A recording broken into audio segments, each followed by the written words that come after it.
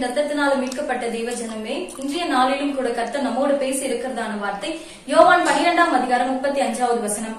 அதற்கு இயேசு, இன்னும் கொஞ்ச காலம் ஒளி உங்களிடத்தில் இருக்கும், இருளில் நீங்கள் அகப்படாதபடிக்கு ஒளி உங்களோடு இருக்கையில் நடவுங்கள். இருளில் நடக்கிறவன் தான் போகிற இடம் இன்னதென்று அறியான்.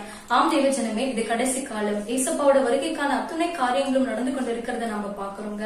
இந்த காலத்துல நம்ம எப்படி இருக்கணுமா? இருளில் நடவாதபடி நம்ம ஒளியில நம்ம நடக்கணுமாங்க. ஒளிங்கிறது ஆண்டவராக இயேசு கிறிஸ்து. ஏசப்பா ஒருத்தரோட வாழ்க்கையில வரும் பொழுது, ஆண்டவர் நம்ம சொந்தமாக்கி கொள்ளும் பொழுது, நமக்குள்ளாக இருக்கிறதான எல்லா விதமான இருளும் விலகும். நம்ம இருள நடக்காதபடி கர்த்தர் நம்மளை பாதுகாத்துக் கொள்வாருங்க.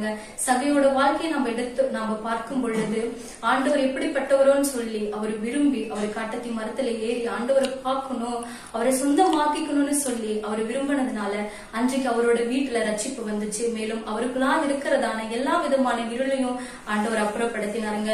ஒருவேளை இந்த நாள்ல நீங்க நினைக்கலாம், நானும் வெளியே வரணும்னு நினைக்கிறேன், ஒரு குறிப்பிட்ட பாவமா இருக்கட்டும், அடிமைத்தனமா இருக்கட்டும், அது நான் விடுபடணும்னு நினைக்கிறேன், ஆனா முடியலையே அப்படின்னு நீங்க நினைக்கலாம்.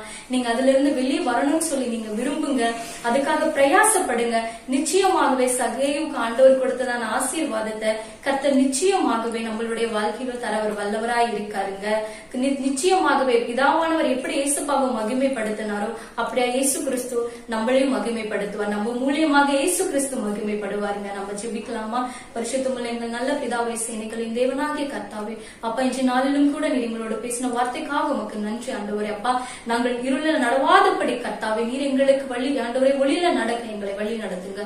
ஆளுகை செய்ய முற்றுமை தாழ்த்திப்பு கொடுக்கிறோம். இயேசுவின் மூலம் ஜெபிக்கிற எங்கள் ஜீவனுள்ள நல்ல பிதாவே, ஆமென் ஆமென். நிச்சயமாகவே ஆண்டவர் நம்மளை நடத்துவார்.